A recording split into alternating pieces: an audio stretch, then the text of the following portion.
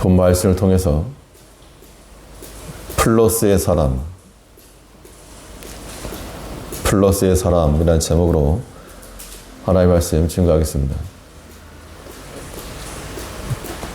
그리스 신화에 미다스라고 하는 왕이 나오는데, 이 왕이 능력을 하나 받아가지고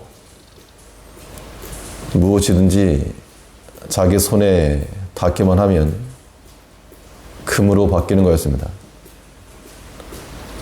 근데 그 탐욕이 과한 나머지 자기가 먹는 음식들도 다 금으로 바뀌고, 하다못해 자기가 사랑하는 딸까지도 손을 댐과 동시에 금으로 바뀌었다라고 하는 그런 이야기가 있습니다.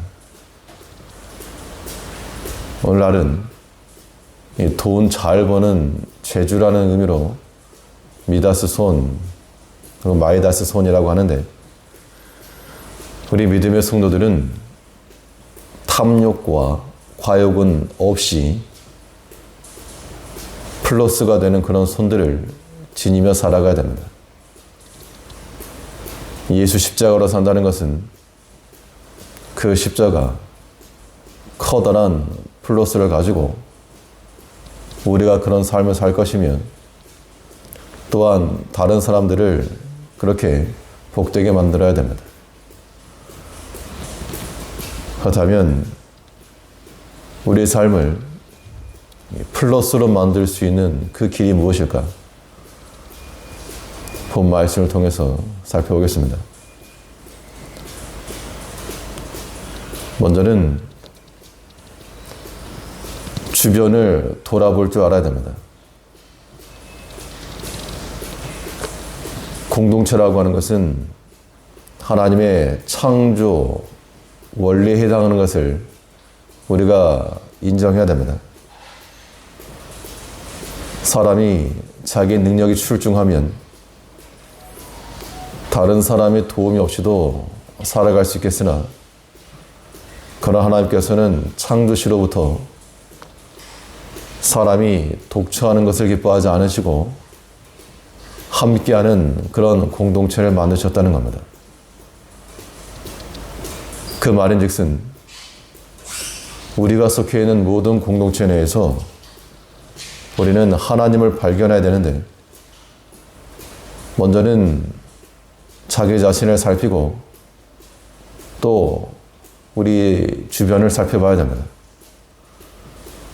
이러한 사람들이 많을 때 그러한 공동체는 복이 있다 그랬습니다. 본문 9절을 보시면, 사특한 자는 입으로 그 이웃을 망하게 하여도 의인은 그 지식으로 말미암아 구원을 얻느니라. 그 이웃을 많게 하는 사람이 있고, 또 지식으로 말미암아 구원을 얻는 자도 있다는 겁니다. 내가 구원 얻었으면 남도 구원하는 겁니다. 10절에서는 의인이 형통하면 성읍이 즐거워하고, 나와 큰 상관이 없는 사람일지라도 의를 따라 행하는 사람들이 많으면 그 모든 구성원들이 함께 즐거워할 수 있다는 겁니다.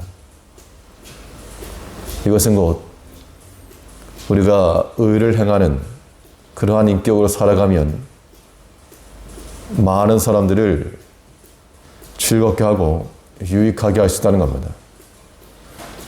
이것이 마치 그리스도께서 십자가로 인하여 우리를 부욕해 하신 것처럼, 우리 믿음의 성도들이 다른 형제들을 복되게 하는 겁니다. 또 11절에서는 성읍은 정직한 자의 축원을 인하여 진흥하고,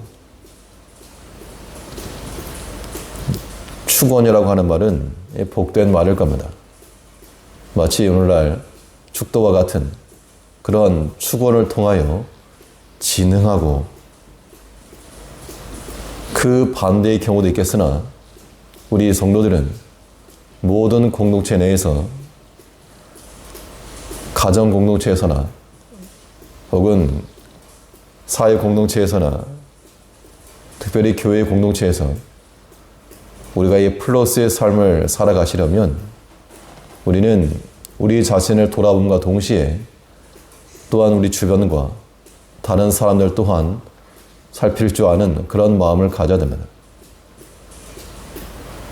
그래서 바울 사도는 교회에 주신 말씀 가운데 너희를 살피고 너희 주변도 살펴서 기쁨을 충만케 하라 그랬습니다. 빌립보 2장 4절에서 각각 자기 일을 돌아볼 뿐더러 또한 각각 다른 사람들의 일을 돌아보아 나의 기쁨을 충만케 하라. 이 바울의 마음을 기쁘게 하라는 것이기도 하지만 이것이 또한 하나님의 마음입니다. 우리는 우리 자신의 유익함을 위해서 다른 형제를 해하거나 혹은 고립되는 그러한 모습을 갖지 말고 반드시 살필 줄 아는 마음. 그럼 살핀다라고 하는 마음이 구체적으로 어떻게 실현될 수 있는가 하면 우리는 그 보살피는 대상에 대해서 심적으로 관심을 갖는과 동시에 위에서 기도해 줄 수 있는 겁니다. 그러니까 자세한 내막을 다 몰라도 우리가 들어 아는 경우도 있고 또 어떤 경우에는 그 형편을 자세히 아는 경우도 있습니다. 그럴 때는 그 형제들을 위해서 같은 마음을 품고 기도해 주는 것이 주변을 돌아보는 겁니다. 티는 나지 않습니다. 티는 나지 않고 누가 알아주는 것도 아니지만 그러나 하나님께서 기뻐하시는 것인 줄 알고 하나님께서 우리 마음을 살펴주시면 그 자체가 복된 것인 줄 알고 우리는 하나님의 교회를 위해서나 믿음의 형제들을 위해서나 가족 구성원들을 위해서나 아니면 다른 사회 구성원들일지라도 같은 마음 품고 기도해주는 이러한 플러스의 삶을 살아가야 됩니다. 하나님께서 만일 우리를 돌아보지 않으셨다면 우리 말 그대로 죄에 빠져서 영원히 죽을 수밖에 없었을 겁니다. 그런데 하나님께서 마치 답이 없는 우리를 돌아보시고 그 마음을 나누셔서 그래서 예수를 보내주심으로 말미암아 우리를 구원해 주셨습니다. 이제 우리가 하나님의 사랑을 받은 만큼 돌아보는 마음을 가져서 나보다 못하고 때로는 답이 없어 보이는 그들일지라도 우리 마음을 함께 나눠주고 또 함께 위하여 기도해 줌으로 살펴볼 줄 아는 그런 마음을 가져야 됩니다.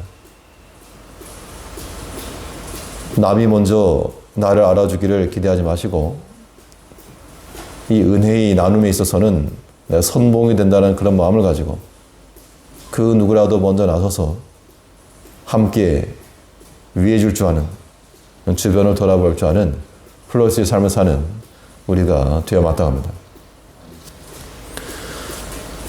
둘째로 우리 삶이 십자가 안에서 이 플러스의 삶을 살아간다는 것은 믿음의 말을 하는 겁니다. 믿음의 말이라고 하는 것이 우리 성도들에게 있어서는 무형의 자산입니다.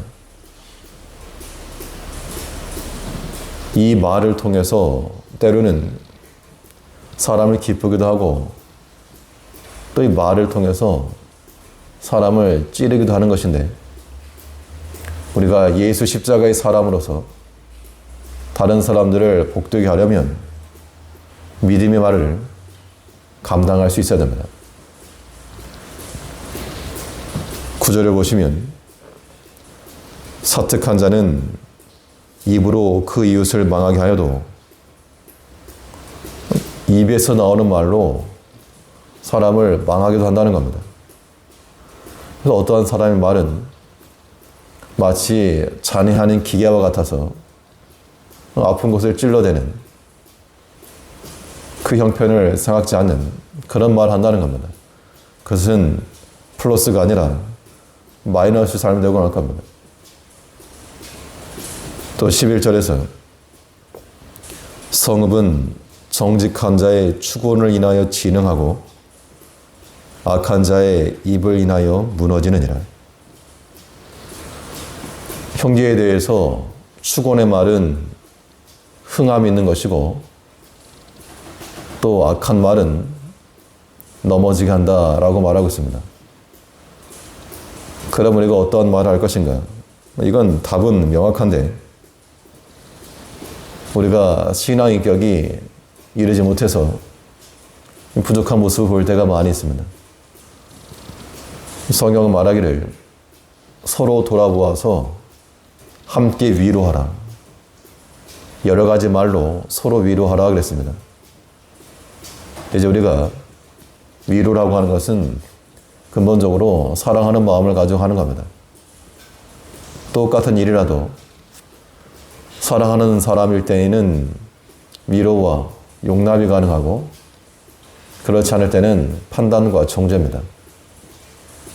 이제 우리에게는 살릴 수 있는 말도 있고 죽일 수 있는 말도 있는데 그리스도께서 우리를 살리시기 위해서 양털 깎는 자 앞에서 잠잠한 양과 같이 인내하신 것을 우리가 기억해서 우리에게서 믿음의 말을 꺼내 우리가 살고 또 우리 많은 형제들을 주변에 있는 모든 사람들에게도 소망과 위로를 줄 줄 아는 그러한 모습들이 필요합니다. 오늘 하루의 삶 가운데서 우리 주변을 또 함께 돌아보며 위로와 소망의 말을 건네서 이 복된 전파를 통하고 하나님 앞에서 그 주의 사랑과 은혜를 나누는 플러스의 삶을 살아가는 우리가 되어야 되겠습니다. 기도하겠습니다.